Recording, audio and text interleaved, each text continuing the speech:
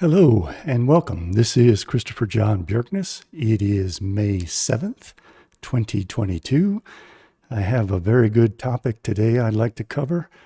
It is Freemasonry and the Third Reich. Was Hitler strongly opposed to Freemasonry? Were all Masons excluded from the Nazi Party and the German government, as many people believe? Or does the truth lie elsewhere? Let's begin with an article recommendation. This is available on JSTOR. If you set up an account, you can get it for free. The title of the article is Defining Freemason, Compromise, Pragmatism, and German Lodge Members in the NSDAP by Chris Thomas. It was published in German Studies Review, Volume 35, Number 3, October 2012, pages 587 to 605. I highly recommend that article. It has a lot of good information about the fact that not all Freemasons were excluded.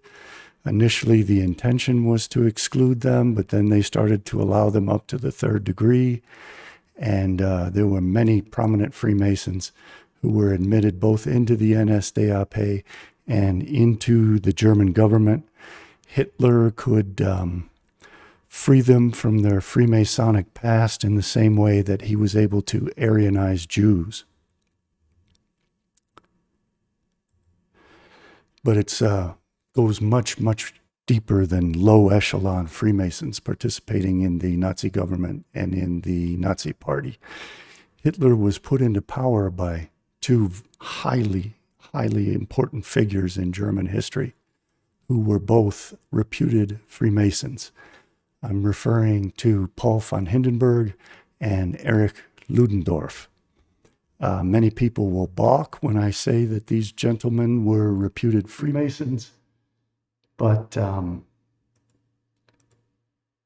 let's go through some of the history. Hitler himself had said that Erich Ludendorff was a Freemason. Furthest on your screen is Paul von Hindenburg. He became president of Germany. He was the man who anointed Hitler chancellor. He was a reputed Freemason, together with Erich Ludendorff, who is standing next to him. They essentially ran Germany during World War I. They supplanted the power of Kaiser Wilhelm II. They were both Prussians. There was a major Freemasonic lodge in Prussia, the Old Prussian Grand Lodge. Many Prussians were members of that lodge. That lodge did not admit Jews. It would not be unusual or unthinkable for both these men to have been Freemasons. Instead, it was highly likely, almost a certainty. You can also see Hitler photographs from World War I and Hitler standing next to Erich Ludendorff. They orchestrated the beer hall putsch in 1923 in order to prevent the restoration of the Bavarian monarchy.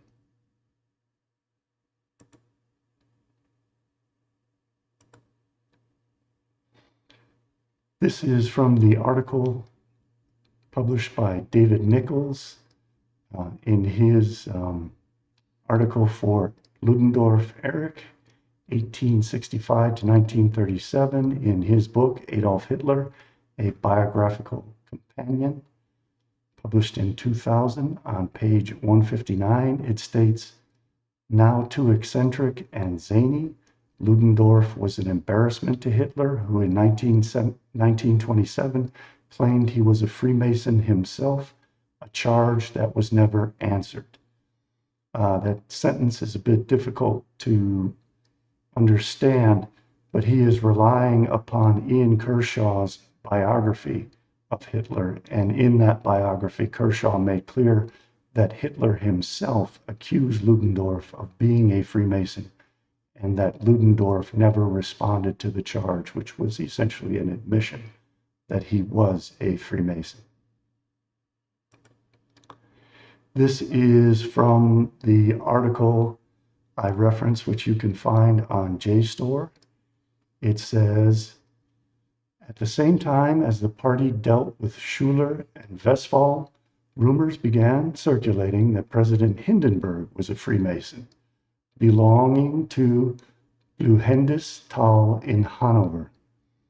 Considering the strong historical ties between German Freemasonry and the Prussian aristocracy, it was not a stretch of the imagination to believe that Hindenburg could have been a Freemason, and a rumor like this, if true, would have dealt a crippling blow to the party. It would have dealt that blow because it was Hindenburg who appointed Hitler chancellor. The party, therefore, quickly launched a thorough investigation. Fortunately for the Nazis, the rumor turned out to be false. There was no such lodge chartered in Hanover.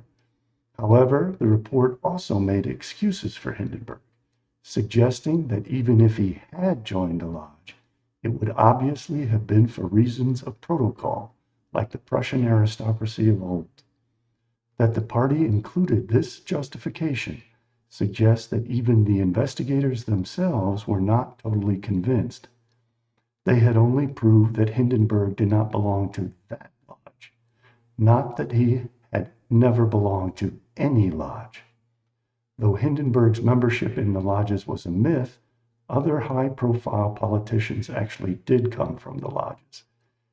The author of this article doesn't provide any logical or factual basis for his conclusion that the accusation that Hindenburg was a Freemason was a myth.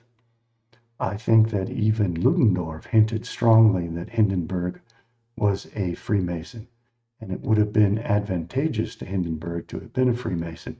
He was a corrupt Junker, and they utilized his corruption and the corruption of his son to leverage him into placing Hitler into power.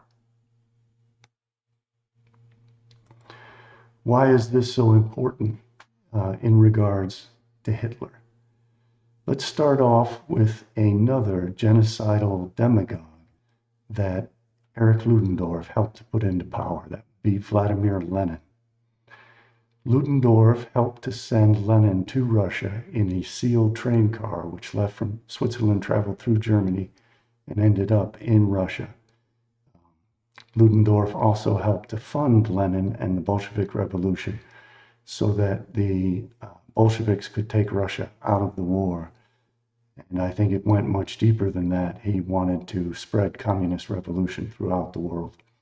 Ludendorff admitted that he had done this in his My War Memories 1914 to 1918. There are various translations and editions of that book. I am showing the Hutchinson and Company translation, Volume 2, pages 509 and 510. Quote, by sending Lenin to Russia, our government had, moreover, assumed a great responsibility. From a military point of view, his journey was justified, for Russia had to be laid low, but our government should have seen to it that we also were not involved in her fall. So this is proof that Hindenburg and Ludendorff put Lenin into power, participated in putting Lenin into power, would be more accurate. And they literally put Adolf Hitler into power and pitted those two against one another. They set up and created World War II. They set up and helped to create the Bolshevik Revolution. And they schooled Adolf Hitler on how to become an anti-Semitic demagogue so that he could astroturf the German people, lead them into self-destruction, send the Jews to Palestine, and hand over all of Eastern Europe to Stalin, who took over after Lenin died.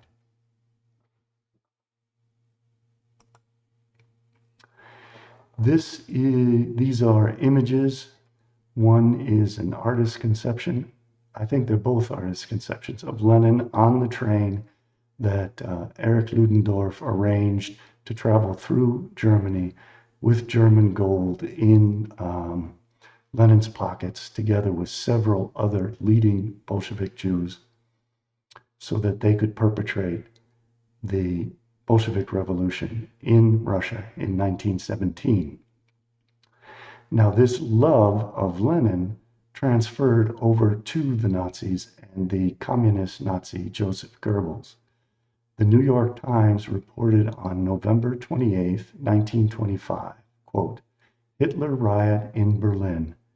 Beer glasses fly when speaker compares Hitler and Lenin. Berlin, November 27th.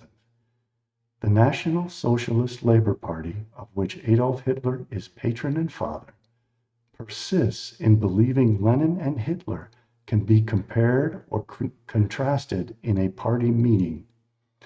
2 weeks ago, an attempted discussion of this subject led to 1 death, 60 injuries, and $5,000 damages to beer glasses, tables, chairs, windows, and chandeliers in Chemnitz. Last night, Dr. Goebbels tried the experiment in Berlin, and only police intervention prevented a repetition of the Chemnitz affair. On the speaker's assertion that Lenin was the greatest man, second only to Hitler, and that the difference between communism and the Hitler faith was very slight, a faction war opened with whizzing beer glasses. When this sort of ammunition was exhausted, a free fight in which fists and knives played important roles was indulged in. Later, a gang marched to the offices of the socialist paper Vorwärts and smashed plate glass windows. Police made 19 arrests. So the Nazis were endorsing Lenin and said that he was second only to Hitler as the greatest man. Here is Hitler standing next to Ludendorff after the beer hall putsch when they were put on trial. When Hitler was put on trial, Ludendorff skated. And you can see that they were allied. Ludendorff not only put Lenin in power, he created Adolf Hitler as a demigod. Proof of this is found in an article that was written by a Reichswehr officer, Captain Karl Meyer, who was working under General Erich Ludendorff. Ludendorff resigned at the end of World War I and abandoned Germany in its hour of need, but he was still considered a general by many in the Reichswehr. This article is entitled, I Was Hitler's Boss. It was published in Current History, Volume 1, November 1941, number 3, beginning at page 193. Meyer was an intelligence officer who recruited Hitler as a spy because he knew that Hitler was a communist in the Bavarian Soviet Republic and would be able to identify his fellow communists and inform on them. This is a very famous article which is quoted in multiple Hitler biographies. It is completely authentic. I will provide a link where you can find it on the internet.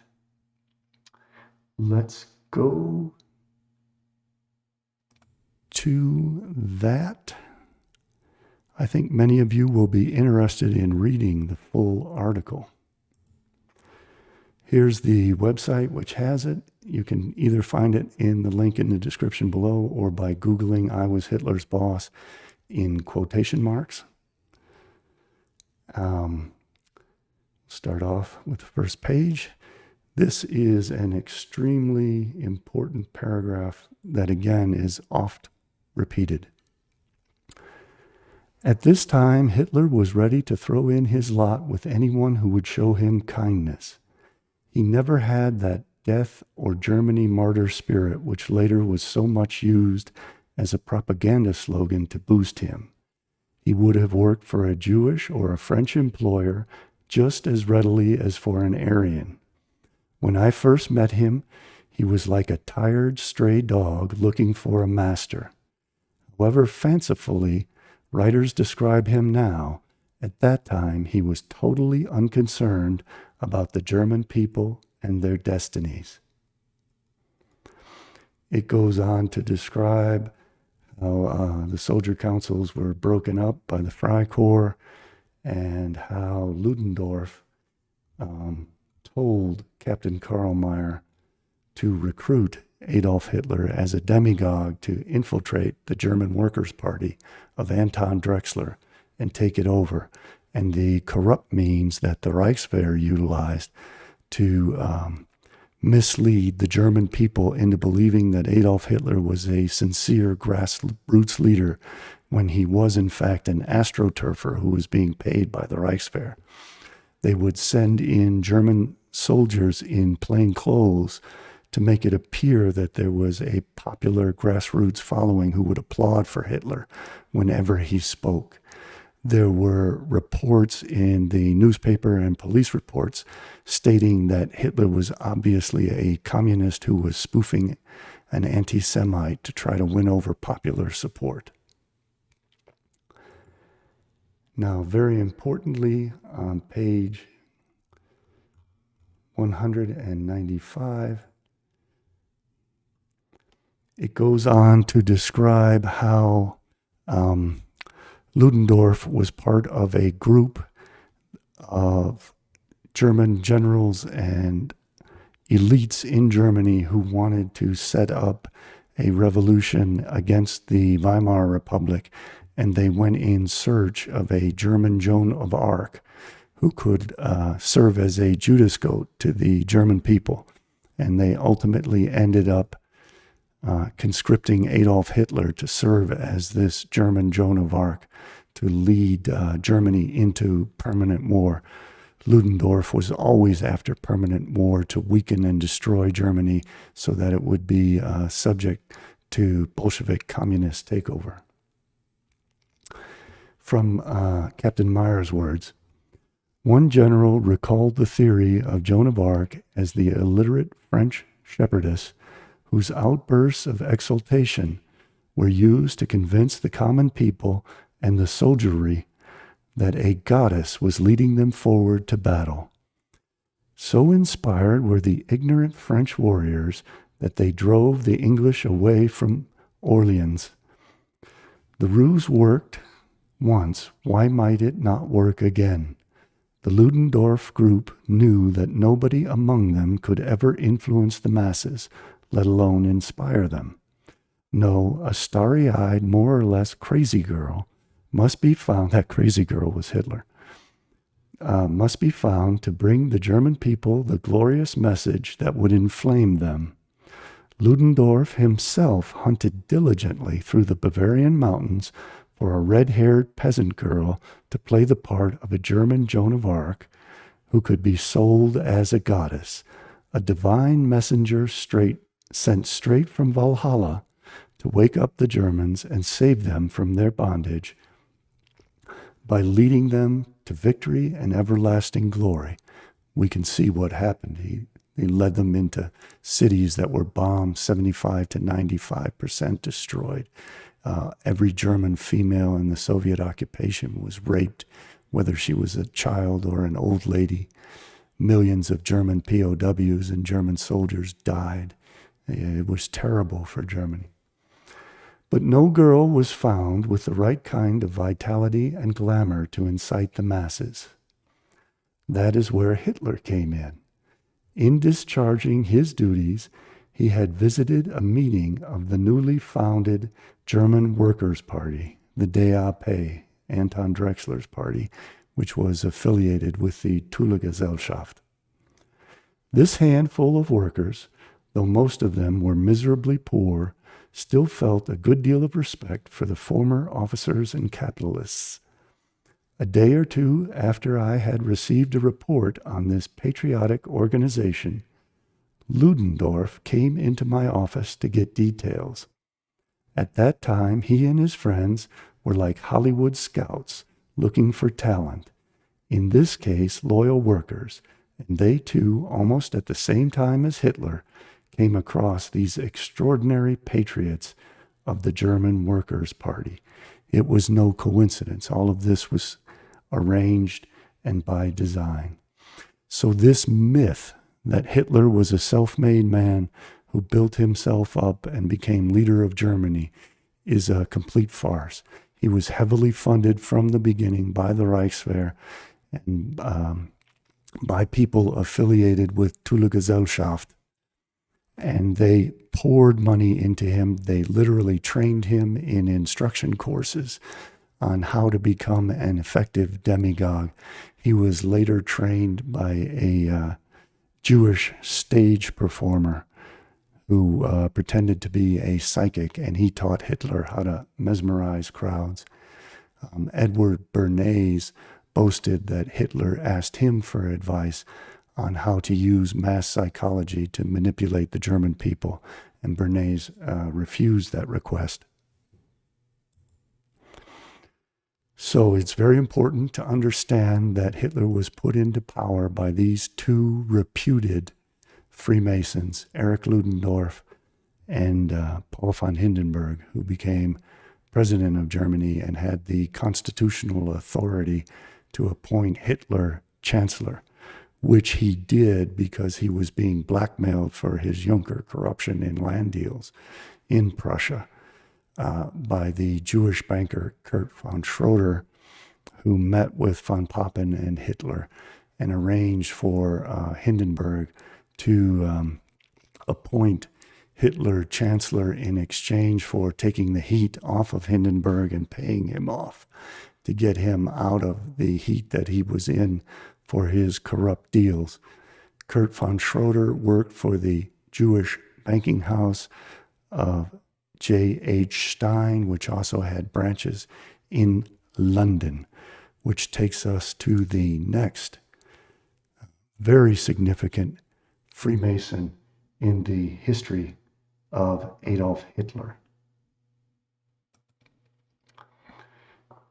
That is Captain Karl Mayer with Defense Minister Gustav Noske in August of 1919.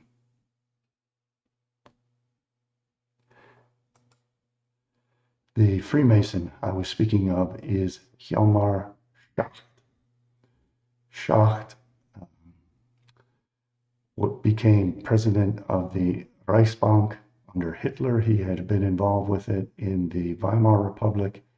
He was a leading Freemason of the Urania zur Unsterblichkeit Lodge, Urania to Immortality.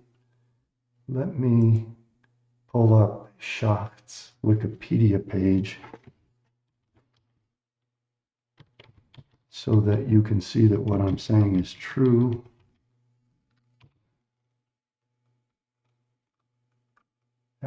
People try to dismiss Wikipedia, but they're sourced. The things I'm going to speak about are sourced, so it doesn't matter who sources them as long as the sources are legitimate.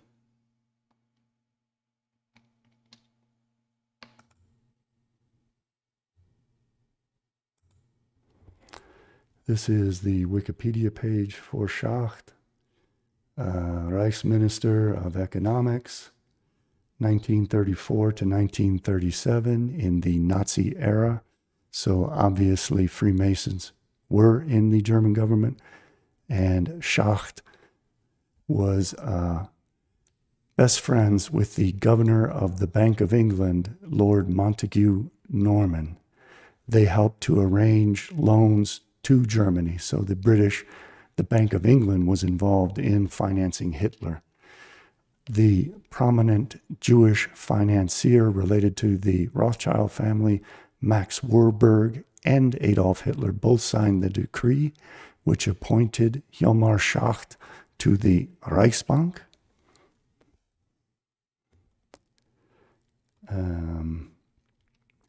He was president of the Reichsbank in the Weimar Republic from 1923 to 1930, and then again from 1933 to 1939. He arranged with his Jewish financier friends, the growth of the German economy so that they could build up the German army so that the Germans would feel free to attack the Soviet Union and lead themselves into disaster under the Judas goat Adolf Hitler. The rearmament of Germany began in the early 1920s when the Jewish financier Walter Rathenau initiated the Rapallo Treaty, and the rearmament of Germany took place in the Soviet Union.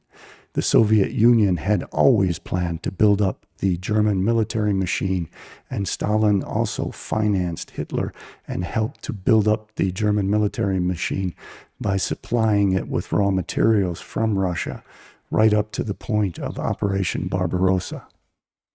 The rearmament of Germany was sponsored by the Soviets, both under the Rapallo Treaty and under Stalin.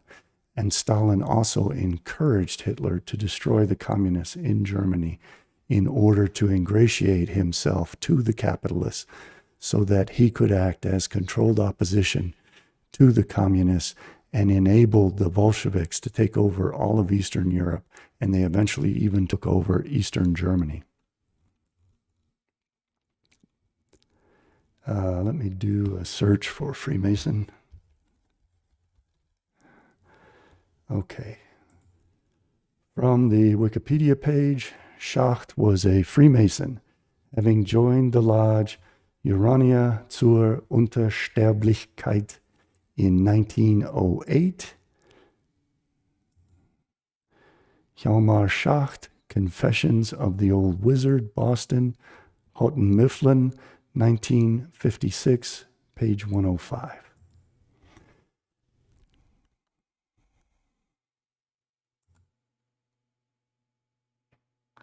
Hopefully this has convinced you that it is a myth that Adolf Hitler opposed the Freemasons and therefore Jewry. First of all, it's a non sequitur. Joseph Stalin also opposed the Freemasonry and was led around by the nose by Lazar Kaganovich and was married to Lazar Kaganovich, his sister Rosa Kaganovich. Stalin was absolutely a Jewish puppet. The reason that they ostensibly oppose Freemasonry is so that after the Freemasons put the Jews into power, as they did with the Freemason Lenin that the Freemason Ludendorff sent into Russia so that he could take over for the Freemason Kerensky, whose father had been Lenin's school teacher. The Freemasons set about to destroy all the lower echelon Freemasonry after the Communist Revolution is successful in order to prevent a counter-revolution. Freemasons are often highly educated, successful professionals, and they want to destroy the bourgeoisie, and part and parcel of destroying the bourgeoisie and eliminating the middle class is destroying Freemasonry.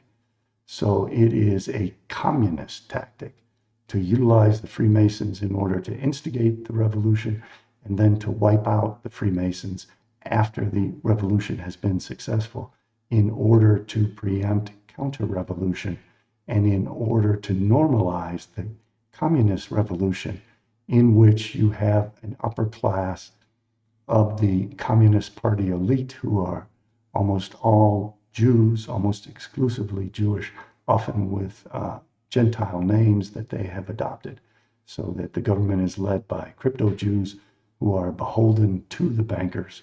When Lenin took over, he sent the same bankers who had put him into power trainloads of Russian gold, Russian art treasures, and Russian jewelry that they stole from the Russian royalty and the Russian people and shipped in train cars back to the Jewish bankers. Eliminating the Freemasons is part of the process of eliminating the bourgeoisie and quote unquote normalizing society after the Bolshevik Revolution so that society functions at a very low level with only a peasant class left alive and left to perpetuate the new normalized communist society.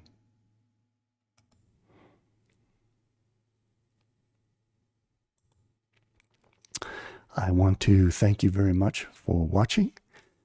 If you appreciated this live stream, please contribute. I can't continue to do this without contributions, unfortunately. I need some funding.